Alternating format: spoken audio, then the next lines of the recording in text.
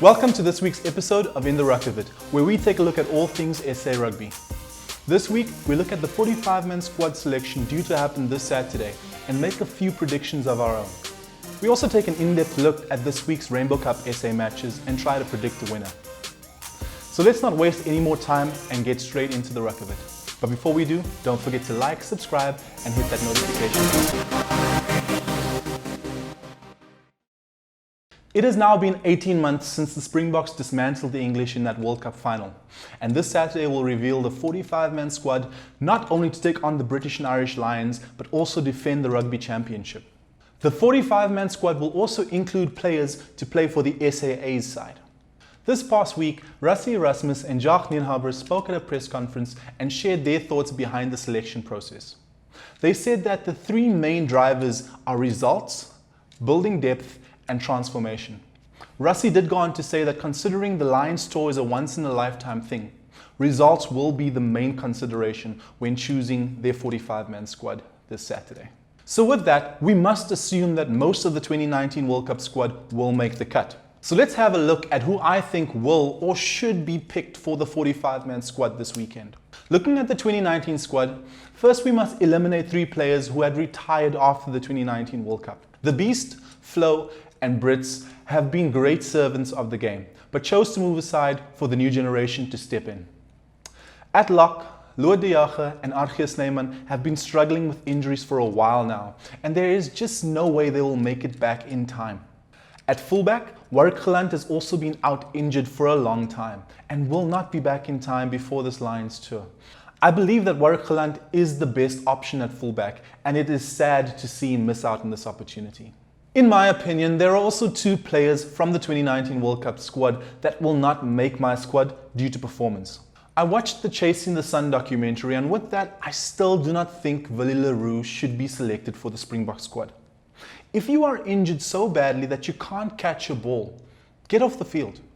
Because staying on benefits you, but it doesn't benefit your teammates, right? So therefore, the excuse that he hurt himself and therefore was playing poorly but wanted to stay on the pitch is just not good enough for me. The second player who has not impressed me from that 2019 squad is Kwagga Smith. He really broke through at the Lions and looked to be a player who would go on and be effective in the green and gold. But he just doesn't seem to rise to the occasion when playing for the Springboks. I also have serious doubts about Frans Malherbe and Vincent Koch. Koch has not been playing in the Premiership due to Saracens being relegated, and I fear that this might have an effect on his conditioning. Malherbe has also been out of form and out of shape since returning from the COVID break in 2020. Although I have my doubts about these two players, I still think they bring something and experience to the squad. Lastly, Thomas du Toit and Damian Willemse played in the 2019 World Cup due to injuries to Trevor Nyakane and Jesse Kriel, and I see no reason for them not to make the cut this time around. So that leaves us with 24 players from that 2019 squad and 21 players who still stand a chance to make the new squad. For my squad, I decided to go with 25 forwards and 20 backs. Let's start by looking at the forwards, starting with the hookers. We already have Bongi Mbonambi and Malcolm Marx from the 2019 squad. My third choice hooker would be Akker van der Merwe. My fourth hooker, and the player most likely to start that South African A side, is Fez Mbata. Moving on to our props. We already have Trevor Nyakane, Steven Kitshoff, Frans Malherbe, Vincent Koch, and Thomas du Toit from our 2019 squad. There are three more props who I think will make a great impact for the squad, and they are Lizo Toboka, Oxenchair, and Kuni Oosthuizen. At lock, we have big gaps to fill. From our 2019 squad, Eben Etzebeth and Franco Maastad will be the only two players remaining in that second row. To fill this massive gap, I would select Marvin Ari, JD Schikkeling, and Jason Jenkins. Salman Murat would have been another great option at lock, but due to injury, he will not make my squad. My loose forwards are Siya Kolisi, Pieter-Steph du Toit, and Dwayne Vermeulen. These were key players in that 2019 squad and will no doubt be the spine of this squad. These three players will start, and I would have none other than Marcel Coetzee on the bench. For my SAA side, I would have Reinhard Alstedt, Jorno Augustus, and Jean-Luc Dupree starting, with Dan Dupree on the bench. I would have loved to see Sikhumbuzo Noche make the squad, but due to injury, he's going to have to miss out. Moving on to our backs. From that 2019 squad, Faf de Klerk, Herschel Jantjies, and Kobus Reinig should no doubt continue, leaving only one opening in my squad. And that opening goes to Jaden Hendrikse due to his outstanding form at the Sharks this season. At fly half, Handré Pollard, Alton Jantjies and Frans Steyn will no doubt make the cut, with Cohen Bosch starting for that SAA side. Now I know some of you want to see Morné Steyn on this list. I have already discussed this in another video. You can click the link above if you want to see more on that. At centre, Lukhanyo Am, Damien De Allende and Jesse Kriel are our 2019 World Cup winners who will no doubt make the squad this time around. For the South African A side, I would love to see Wandisile Simelane and Cornel Hendricks as that centre combination. We have way too many first-class wings in South Africa. Makazola Mapimpi, Cheslin Kolbe and Sibung Nkosi showed their worth in the 2019 World Cup. To join them and possibly start for that SAA side, I would select Madosh Tambwe and Rasko Spekman. And finally at fullback, Damian Willemse keeps his spot in the side and replaces Willie Leroux in the starting lineup, while the impressive Apelele Fassi starts for the South African A side. So there you have it, my 45-man squad to face off against the British and Irish Lions and defend the Rugby Championship. Let me know your thoughts in the comments below. Who would you like to see named in the squad on Saturday? It's week 5 of the Rainbow Cup SA competition, and unless the Stormers can defeat the Bulls at Loftus this weekend, the Bulls will go on to secure yet another piece of silverware. As a proud supporter of SA Rugby, I just want to see a South African team go north and win it for all of us. And maybe the Bulls are the best team to do that job. This weekend's action kicks off on Friday evening at 7 p.m. with the Bulls hosting the Stormers at Loftus. The Stormers seem to be hitting their stride with back-to-back wins in the last few weeks, and their bonus point win at Loftus will put them top of the log.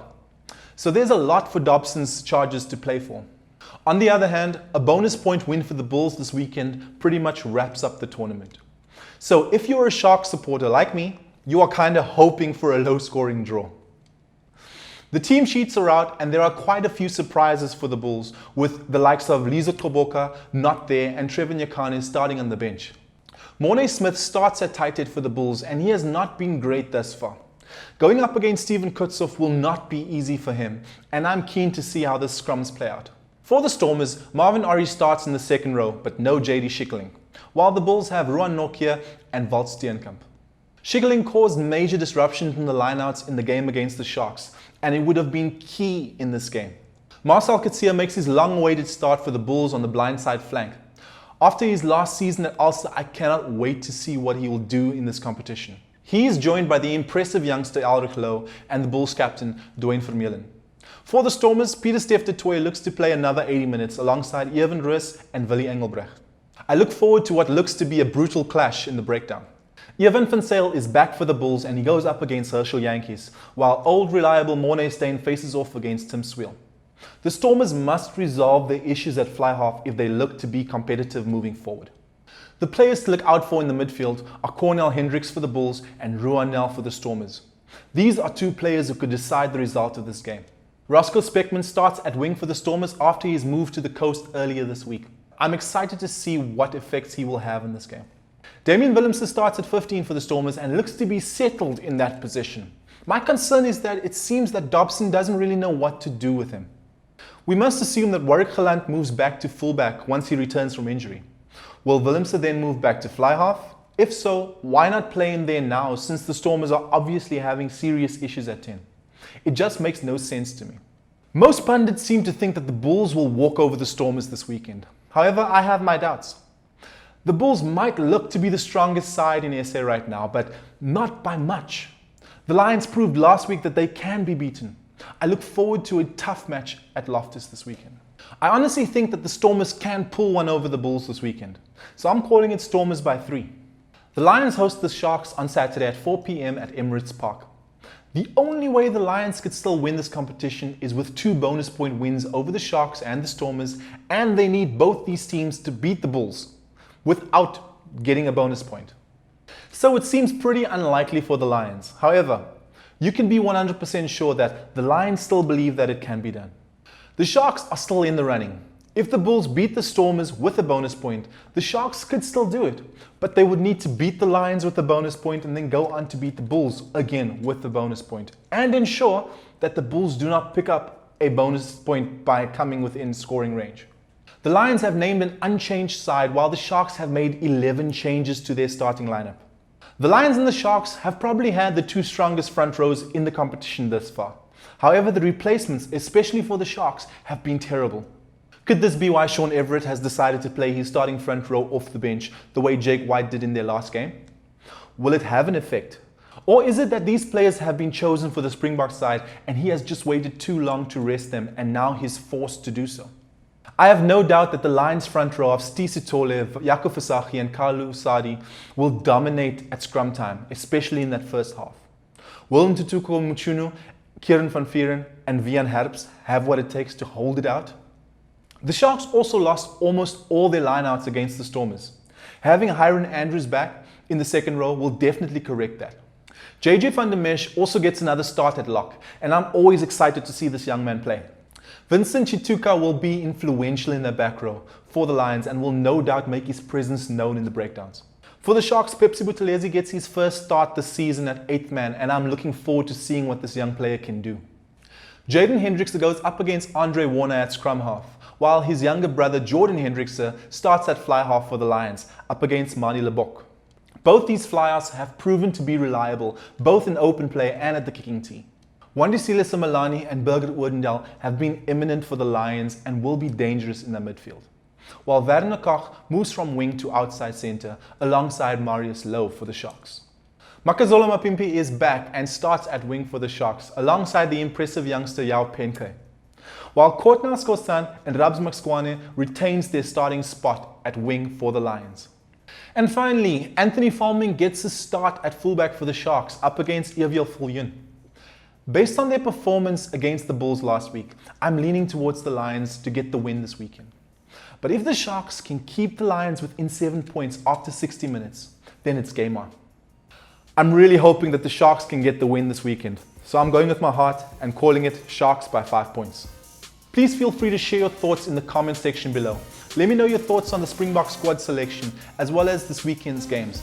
If you enjoyed this video and you want to see more like this, remember to like, subscribe and hit the notification button.